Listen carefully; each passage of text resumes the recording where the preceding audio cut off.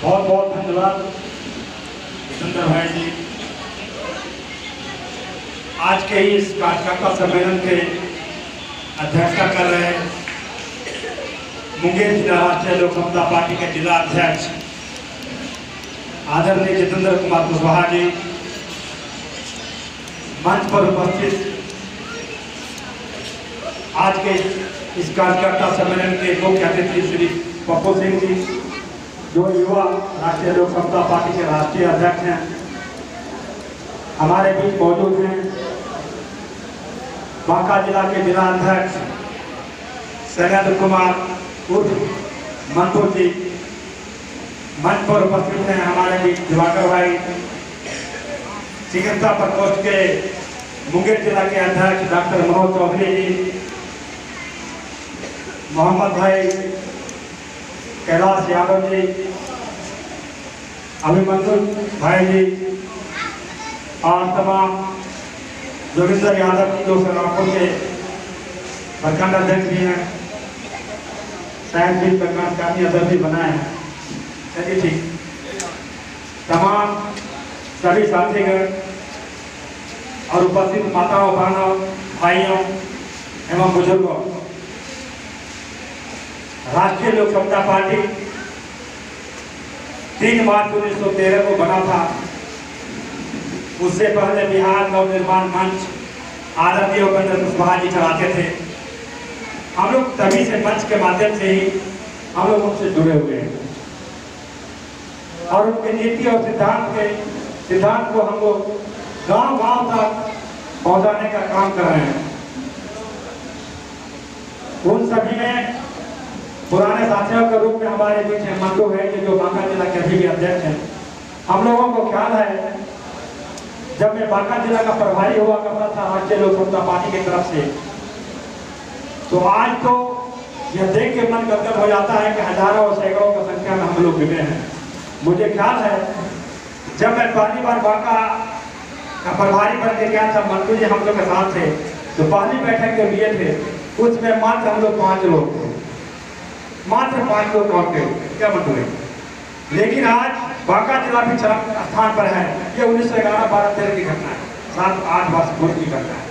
और आज मुंगेर में भी आप सभी देख रहे हैं कि हजारों सैकड़ों की संख्या में उपेंद्र कुशवाहा की नीति और सिद्धांत के अनुसार आप सभी उनसे जुड़ रहे हैं। धीरे धीरे उनका नीति और सिद्धांत आए दिन पेपर, मीडिया और टीवी में आप लोग देखते हैं और उनके द्वारा किए गए कार्यों को देख करके आम जनमानस में अब यह बात आ गई है कि बिहार का भविष्य, बिहार को आगे ले जाने में, बिहार को सजाने और संवारने में आदरणीय उपेंद्र कुशवाहा जी का बहुत बड़ा योगदान होगा। अभी जो सरकार चल रही है वो बिल्कुल आज से 15 वर्ष पहले ही सरकार कह गई थी कि जंगल राज है। लालू प्रसाद यादव जी को कहा गया था कि जंगल राज है, लेकिन नहीं, वो गरीबों और शोषितों का राज था जिन्होंने साम्राज्यवादियों ने, जमींदारों ने, ऊंची मानसिकता के लोगों ने उन्हें बाय जंगल राज कर करके एक अच्छे राज को समाप्त किया। और उसके बाद यह महाजंगल राज अभी आपके बीच नीतीश कुमार जी के माध्यम से मौजूद है। मैं कहना चाहता हूं साथियों, ये नीतीश कुमार के राज्य में मुजफ्फरपुर में शेल्टर में, बालिका शेल्टर में जो हुआ था घटना, शेल्टर में किसको रखा था? बालिका गृह में किन बच्चों को रखा जाता है? बालिका गृह में उन बच्चों को रखा जाता है जिनके माता पिता कम होते हैं, जिनके माता पिता अपने बच्चों को पढ़ा लिखा नहीं सकते हैं, वैसे वैसे बच्चों को शेल्टर होम में रखा जाता है, बालिका गृह में कुछ बच्चे को पढ़ाया जाए। ये शासन इतना दोगला शासन निकला कि वो बच्चों के साथ रात के अंधेरे में बड़े बड़े अफसरशाही, बड़े बड़े मंत्री के साथ जाकर बलात्कार करता। कितना खिलौना है ये सरकार, आप लोगों को अनुमान होगा। तमाम जांच के बाद ये बात निकला, सारा का सारा जमा दिया गया। चमकी बुखार जब मुजफ्फरपुर में हुआ था, हजारों बच्चों का जान चला गया, लेकिन नीतीश कुमार के कान पर चू तक नहीं लगा। कहा जो मरता है हम क्या करें, मरने को उसको लिखा है हम क्या करें। अरे गुंडा शासन, बच्चा मर रहा है, तुम्हारा आवाज अगर मरा होता तब तुम्हें पता चलता कि बच्चा का दर्द उसके माँ बाप को क्या हो। और कहते हो मर रहा है, हम क्या करें? तुम सरकार चलाते हो, तुम दवा का व्यवस्था कर सकते हो, सारा शासन व्यवस्था तुम्हारे पास है, हम तुम कहते हो तो मर रहे, हम क्या करें? आदरणीय उपेंद्र कुशवाहा जी से ये बात कहा नहीं गया। उन्होंने जाके मुजफ्फरपुर में चरखी बुखार के इवेंट में धरना दिया, प्रदर्शन किया, नहीं माना गया, उनको बेइज्जती करके निकाला गया। सब उन्होंने उपेंद्र कुशवाहा जी का नहीं, मैं मुजफ्फरपुर से राज्य के राजधानी पटना तक पैदल मार्च करूंगा। यही हमारे नेता उपेंद्र कुशवाहा जी 110 किलोमीटर पैदल यात्रा की। चरखी बुखार कौन छोड़ो सरकार, नहीं तो तुम्हारा काम खोल दिया जाए। यादव में उपेंद्र कुशवाहा जी हमारे नेता हैं। ये एक एक चीज पर जहां भी कोई घटना घटती है तुरंत पहुंच जाते हैं लोगों के बीच और उनके दुख दर्द में जाकर के मिलते हैं, बैठते हैं, बतियाते हैं। लेकिन ये नीतीश कुमार इतना दोगला निकला है, अब ये मस्त हो गया है। जैसे कहावत है ना, कोई ढाकर से मस्त हुआ था किसी को भूलता नहीं है, वही सेम कंडीशन इनके साथ हो गया। अब समझते हैं कि कहाँ जाएगी बिहार के जनता, जातिवादी में फंसा हुआ है। वो कुछ लोग उधर जाएंगे, कुछ लोग इधर जाएंगे, हमारा जो है वो तो वोट देने का है। ऐसा शासन नहीं हुआ था कभी। लालू प्रसाद यादव भी इसी समाज में थे, वो भी दूर हो गया। वक्त आ गया है आप लोगों के बीच, इस नीतीश कुमार के बीच, आज तक आने वाला चुनाव में जो नवंबर में चुनाव होने वाला है, आप सभी मिलकर जितने भी कार्यकर्ता हैं सब मिलकर वो उखाड़ फेंकने का काम करेंगे। हम लोग सभी मिलकर उपेंद्र कुशवाहा के नेतृत्व में चुनाव लड़ेंगे, महागठबंधन के नेतृत्व में चुनाव लड़ेंगे और इसको उखाड़ फेंकने का काम करेंगे। साथियों, भागलपुर में सृजन घोटाला हुआ था, जानते हैं घोटाला कितने का हुआ था? 3300 करोड़ का घोटाला हुआ था। 3300 करोड़ का घोटाला हुआ था। 1-2 रुपये का नहीं, 10,000, 5,000, 25,000, 1 लाख, 2 लाख, 10, 20, 25, 50,000 रुपए एक मुखिया का घोटाला कर सकता है। लाख रुपये मुखिया घोटाला कर सकता है, बच सकता है। 10 लाख, 5 लाख का घोटाला एक डीएम कर सकता है, वो बच सकता है। लेकिन 3300 करोड़ का घोटाला होगा, क्या आपको लगता है कि बिना नीतीश के इशारे से घोटाला हुआ होगा? निश्चित तौर से नीतीश कुमार के शासन था। ये सुशील कुमार मोदी, उसकी बहन रेखा मोदी खुद भागलपुर आती थी और वहां से घोटाले का सारा डायग्राम बनता था कि कैसे कैसे घोटाला पैसा निकाला जाए, कैसे कहाँ रखा जाए। सारा का सारा पैसा निकाल के 3300 करोड़ मतलब 33 अरब तो पैसा नहीं, अगर वो 33 अरब रुपया अलग दिया जाए तो फिर घर भर जाएगा आपका पैसा, तो फिर घर भर जाएगा उसका पैसा। इतना पैसा का ये लोग डका दिया और बोलता है मैं जब भी बात करो बोलते हैं पुरानी राज की बात करो। अरे नीतीश कुमार जी, आपको तो 15 वर्षों तक लोगों ने शासन किया। दिन दहाड़े आंगनबाड़ी के बहाने जाती है मांग करने के लिए मुझे अति बढ़ाया जाए, मेरा पेमेंट बढ़ाया जाए, तो मेरे लाठी धनातन। शिक्षक लोग जानता है कि मेरा वेतन बढ़ाया जाए, तो मेरे लाठी धनातन। पुलिस की नौकरी होती है, तो मेरे लाठी धनातन। जितना भी छात्र लोग है, छात्र लोग जाता है अपनी मांगों को मांगने के लिए, तो बेलाठी धनातन। बेरोजगार लोग आते हैं नौकरी मांगने के लिए, तो बेलाठी धनातन। नीतीश कुमार जी, कभी आप भी कहने आए थे कि मैं अच्छा शासन दूंगा, मैं अच्छा रोजगार दूंगा, मैं अच्छा शिक्षा दूंगा, लेकिन कहीं दिखाई नहीं दे रहा है। केवल गुंडा तत्व तो आप पर हावी हो गया है और गुंडों का ये पूरा शासन व्यवस्था हो गया है। कहावत में कहा गया है, घोड़ा आ क्यों, रोटी जला क्यों। रोटी को पलटते नहीं तो रोटी जल जाता है। घोड़ा इसलिए नहीं आया कि मैंने उसको दबाया नहीं गया। सत्ता परिवर्तन जरूरी है साथियों। जब तक सत्ता परिवर्तन आप नहीं करेंगे तब तक ये मदमस्त हो जाएगा। दूसरी तरफ देखते हैं शासन मोदी, भारत की धरती पर ये मोदी पैसा हुआ, इतना लफुआबाज, इतना फक्कड़बाज जो आज चाहते हैं तो फेंकू के नाम से उपाधि दिया गया है। कहा ये मोदी जी फेंकू है, निश्चित तौर से फेंकू है। इन्होंने कहा था मैं जब शासन में आऊंगा तो 2 करोड़ प्रति वर्ष बेरोजगारों को नौकरी दूंगा। वाह महाराज, 2 करोड़ की बात तो छोड़ दिया, 2 लाख तक छोड़ो, 2000 तक नौकरी देना बंद कर दिया। नहीं, नौकरी बंद। क्या आया था बेरोजगारों को उत्साह करके मैं नौकरी दूंगा, बेरोजगार उत्साहित होकर वोट दिया था कि नहीं आधी रोटी खाएंगे, मोदी को जिताएंगे। लेकिन क्या देखा आपने, सारा का सारा बेरोजगारी बंद, कहीं भी कोई वैकेंसी नहीं, सब चुपचाप खड़े रहे। बेरोजगार आज कहाँ है? सड़कों पर, BA, MA, डिग्री, डिप्लोमा का डिग्री लेकर के रोड पर भटक रहा है, रोड पर चल रहा है, नौकरी मांगने जा रहा है तो लाठी खा के वापस आ रहा है। ऐसी सरकार नहीं है। आपने कहा था पूरे भारत की जनता से कि कांग्रेस ने पिंक रेवोल्यूशन लाया, मैं उस पिंक रेवोल्यूशन को बंद करूंगा। पिंक रेवोल्यूशन मतलब होता है साथी गौ हत्या। गौ का जो मांस की होता है उसे ये कहा था मैं सरकार में आऊंगा गौ हत्या बंद कर दूंगा। क्या आपने देखा? आपको जान के आश्चर्य होगा साथियों, ये गौ हत्या बंद नहीं कराया बल्कि उसका और रिफ्रेंड लेकर का ज्यादा से ज्यादा कदम का करवा दिया। आज टॉप मोस्ट 10 गौ हत्या जहां जहां होती है, कत्लगाह जहां जाते हैं, आपको जान करके आश्चर्य होगा तो फर्स्ट सेकंड थर्ड 4 5 ये 5 बड़ी बड़ी हत्याएं कत्लगाह जहां होता है उसकी 1 2 3 ब्राह्मणों का जानी, चौथा पांचवा बनिया का रास्ता लोग उस पर काबिल जहां पर गौ हत्या देख लीजिए आप। ये गौ हत्या बंद करने के बाद कहा था लेकिन गौ हत्या के बढ़ाया। और सबसे शर्त की बात यह है दोस्तों, तो जहां कत्लगाह होता है उसके जो व्यापारी हैं, उसके जो मालिक हैं, उससे ये 250 करोड़ चंदा लेता है अपने पार्टी को चला। कितना बड़ा होता है? गौ हत्या करवाते हो, बोले गौ हत्या बंद करवा देंगे, कहीं बंद हुआ क्या? मारा गया कहाँ? मारा जाता है तो हम लोग अगल बगल में जो मोहल्ले है कहते हैं उसको मारो जगह।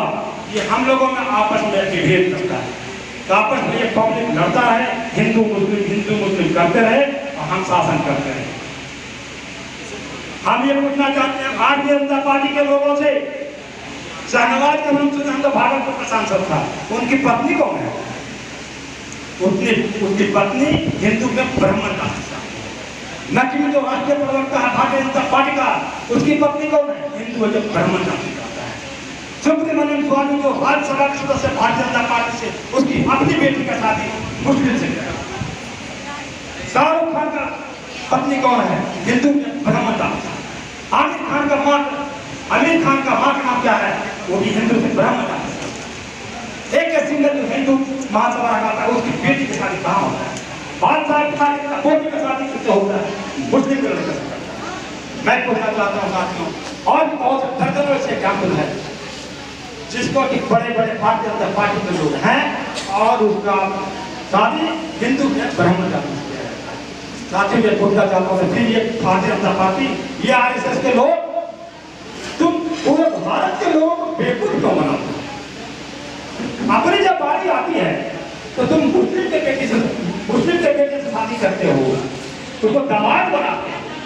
और जब आम पब्लिक की बात आती है, इसमें जब मैं जो बोला उसका कोई गलती है तो बोल सकते हैं, ये ओपन है, देख सकते हैं सर्च करके आप लोग, ये देखते हैं मोबाइल में देखते हैं, सर्च कीजिए, ये कोई छुपा हुआ थोड़े वैसे बोल दिया कोई बात नहीं, सब है, सब लोग पढ़ सकते हैं, सब लोग समझ सकते हैं। मैं ये कहना चाहता हूँ आज के लोगों से, जब इतना बड़ा खुदा करते दुनिया के उदास और सत्ता के लोग तो आगे ये बात क्यों करते? नहीं, ये मोदी का एक चाल है, ये आरएसएस वालों का एक चाल है। जिस तरह महाभारत में शिखंडी को मारकर के हत्या किया गया था महाभारत, उसी तरह से आरएसएस वालों ने सोचा ये हमारा जो ब्राह्मणवाद का स्वरूप पूरे भारत में चल रहा है वो नहीं चलेगा, क्योंकि अब भारत के लोग जितने भी बैकवर्ड हैं, हरिजन हैं, एससी एसटी हैं, गरीब स्वर्ण है, वो लोग चल चुका। तो उसके बारे में बोला गया कि नहीं अभी लोग को डाइवर्ट करो। तो क्या किया? इन्हीं लोगों में से दो को शिखंडी को चुना, एक मोदी दूसरा अमित शाह। बोला इन दोनों को ला करके रखो ऊपर में, इस पर बंदूक रखो और सारे लोगों को गोली चलाओ। आज हम लोग के बीच क्या है? मोदी कहता है हम भी तो बैकवर्ड हैं, मोदी सारी कहते हैं हम भी तो बैकवर्ड है, बैकवर्ड का शासन चल रहा है दिल्ली में, हम लोगों को जलन क्या होगा? आप कहते हैं ये कौन सा तुम बैकवर्ड का शासन कर रहे हो? रातों रात आप आरक्षण लागू करते हैं, कोई बैकवर्ड कोई भी अनुसूचित जनजाति के लोग विरोध नहीं करता। चलो भाई 15% या 10% आरक्षण आपने मांगा, हमने दिया, लेकिन इसके बाद आप जो कांड करते हैं देश के बारे में वो लोगों से छुपा हुआ नहीं है। जहां जहां जाते हैं पुलवामा घटना आप करा देते हैं, जब चुनाव के पहले जब देश की जनता का चुनाव आता है तो पुलवामा घटना कराते हैं। क्यों?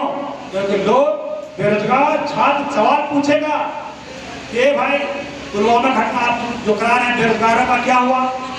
क्या नौकरी आपने दिया, अच्छी शिक्षा आपने दी, अच्छी दवाई आपने दी, आप जो कार्य थे गौ हत्या बंद हुआ, दाऊद इब्राहिम पकड़ा गया नहीं, आपने ये वादा करके आया था पूरे देश के लोगों से मैं ऐसा करूंगा, लेकिन आपने एक भी काम नहीं किया। तो सोचा कि क्या करें, डाइवर्ट कर दो, पूरे देश के लोगों को माइंड को डाइवर्ट कर दो। अंग्रेज ने शासन किया था डिवाइड एंड रूल, लोगों को डिवाइड करो और उसको शासन करो।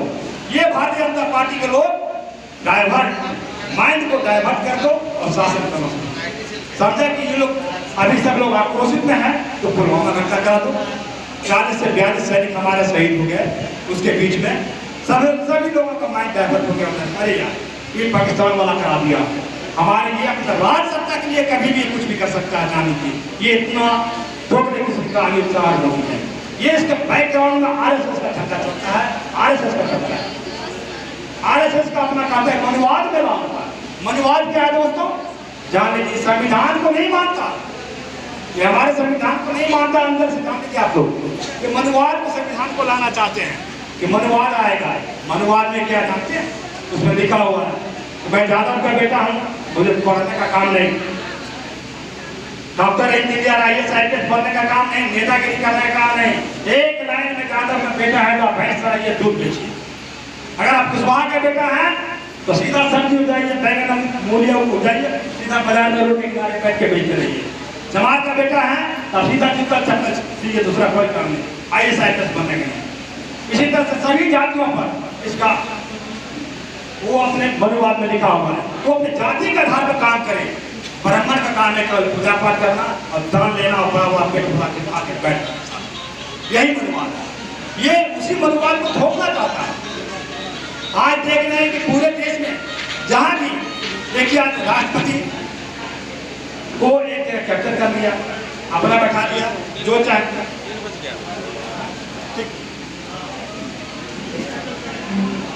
राष्ट्रपति को देखिए इन्होंने अपने मन मुताबिक बैठा दिया, देश का प्रधानमंत्री मन मुताबिक बैठा दिया, सुप्रीम कोर्ट में जज को अपने मन मुताबिक बैठा दिया ताकि कोई इसका विरोध नहीं करे, जजमेंट जाएगा तो वो अपने इसके अनुसार जजमेंट देगा। इसलिए तीनों जगह पर सत्ता पर काबिज हो चुके हैं दोस्तों, और ये चाहता है मेरे अनुसार ही सब जगह चले। बच्चे ये माइंड गेम खेलने में बहुत तेज है बीजेपी वाला। अब जिसका बच्चा में हम लोग एक बार आम के बगीचा में घरगोट खेला करते थे, घरगोट में समझते हैं इतना गुच्ची मट्टी में खान करके और गिट्टी रख करके हम लोग घरगोट करते थे। मैं जो खेला हूँ, आपको कितने खेला नहीं पता, लेकिन मैं खेला हूँ। उसका होता क्या है कि आमने सामने बैठ के जब घरगोट खेलते थे गिट्टी रख देते थे और रखते थे, जिसको लाश आना था उठा लेते। तो उसमें होता क्या था कि जो आदमी चलना करवाता था आम के बगीचा में, चूंकि हम लोग खेलते थे, तो उसमें होता क्या था कि जब जानते कि हम हार रहे हैं तो गुच्ची रखते रखते कहते थे कि देखो जरा वो आम गिरा, तो वो आदमी क्या करता था, तो वो आदमी कहता देखो जरा आम गिरा, वो आदमी क्या करता था कि पीछे मुड़ के देखा इधर कहाँ आम गिरा, आम तो गिरता नहीं था, लेकिन उसको डाइवर्ट करता था दिमाग को, इधर वो आम गिरा, वो आम के प्रति देखना शुरू करता था, आम तो गिरता नहीं था। इधर क्या करता था तो पूरा गोटी घोट देता था, पूरा गोटी घोट। यही वाला भारतीय जनता पार्टी का आज कोरोना से पूरा देश एक पब्लिक मर रहा है, पूरा देश त्राहिमाम है। बाहर जितना बिहार का रोजगार जो बाहर काम करने गया था उसको लाने के लिए पैसा नहीं है लोगों के पास, लेकिन इसके पास मूर्ति बनाने के लिए पैसा है। 3000 करोड़ का पटेल जी का मूर्ति बनाया। बनारस में कुंभ मेला में 4200 करोड़ रुपया दिया। राम मंदिर के निर्माण में 2500 करोड़ रुपया दिया। सारा जगह पैसा दे रहा है, लेकिन जब बिहार का जो बाहर का जो पब्लिक फंस गया था दिल्ली, हरियाणा, सिकंदराबाद, हैदराबाद, असम में, उसको लाने के लिए मात्र 100 करोड़ रुपया दिया। कितना दोगुना शासन है ये। क्या इसके पास 100 करोड़ रुपया नहीं था? इस मोदी के पास कोरोना से लड़ने के लिए पास पैसा नहीं है। सारा का सारा पैसा बैंक के द्वारा अपने बनिया वर्ग के मित्र को लोगों ने बांट दिया और सारे का सारे आप भी जानते हैं कि सारे के सारे लोगों को यहाँ से भगा दिया। 28 बैंक था राष्ट्रीयकृत पूरे देश में, एक तो बैंक नहीं 28 बैंक था, 16 बैंक को इन्होंने बंद करवा दिया। और सारा का सारा पैसा लुटवा दिया। अभी आपके देश में सिर्फ 12 बैंक बचा हुआ है जो राष्ट्रीय पिछला सरकार जो राष्ट्रीयकृत बैंक था, राष्ट्रीयकृत बैंक और प्राइवेट बैंक अंतर होता है। प्राइवेट बैंक जो देता है उसमें पैसा मनमाने ढंग से होता है, सूद देंगे मनमाने ढंग से, करेंगे मनमाने ढंग से, कर्मचारियों को मनमाने ढंग से उसमें काम किया जाता है। इंदिरा गांधी थी पहले जो पहला प्रधानमंत्री बना, बोला नहीं प्राइवेट बैंक नहीं चलेगा, उसको राष्ट्रीयकृत करना होगा और उसको राष्ट्रीयकृत किया। कोलफील्ड में जितना भी काम करता था लोग, उस कोलफील्ड में राष्ट्रीयकृत नहीं था, प्राइवेट था, कर्मचारियों को मजदूरों का शोषण होता था। उन्होंने इसको शासन में ला करके राष्ट्रीयकृत करने का काम किया। लेकिन आज सीधा उल्टा, आज जो राष्ट्रीयकृत बैंक है उसको प्राइवेट बैंक बनाया जा रहा है। क्या शोषण नहीं होगा मजदूरों का? कोलफील्ड को शोषण नहीं होगा? कोलफील्ड में जो प्राइवेट में हटम आगे रहे हैं, रेल में कैसे शुरू कर दिया आदमी, माइंड को डाइवर्ट कर दिया अभी कोरोना के बारे में हटा करके चीज से युद्ध करने के लिए। वहां बात चल रहा है, ये भी एक फिजिक प्लानिंग युद्ध है, जान लिया, ताकि कोरोना में तो जितने लोग हैं बिहार से पूरे भारत में जो लोग बेटिक हैं, मजदूर हैं, उसका दिमाग डाइवर्ट हो जाए। गलवान में युद्ध हो रहा है, चाइना से युद्ध हो रहा है, पूरा ट्रक गाड़ी घोड़ा भेज रहा है, कहीं युद्ध नहीं होगा। जान लीजिए आप लोग, मैं घोषणा करता हूँ कहीं युद्ध नहीं होगा। ये बात तय है कि कोरोना से मजदूरों से जो हो चुका है, जो सवाल पूछेगा उस सवाल को पूछने के बदले माइंड को फिर टेस्ट कर रहा है, फिर डिस्टर्ब कर करके गलवार हाथी के दूसरा मामला छोड़ दिया। आज कोरोना की बात करते हैं नहीं, क्यों माइंड चला गया, टीवी मीडिया पेपर चला गया, कब चीन से युद्ध हुआ। माइंड के भारतीय जनता पार्टी की आता है और प्रधानी ये नीतीश कुमार है, पलटू राम के नाम से प्रसिद्ध है, पलटता है कभी राम के साथ, कभी इनके साथ, किसी भी एज पे किसी भी तरह सत्ता पर कब्जा करना चाहता है। फिर इन्होंने गेम खेल रहा है, फिर से भारतीय जनता पार्टी के साथ जल्दी करके फिर आपके बीच आएगा। लेकिन साथियों एक बात ख्याल रखना होगा, आगे आने वाला चुनाव जो नवंबर में है, निश्चित तौर से आप सभी एक जगह रहेंगे, हम लोग महागठबंधन को जिताएंगे। इन्हीं संकल्प के साथ अपनी बातों को समाप्त करता हूँ। जय हिंद, जय राजस्थान, जय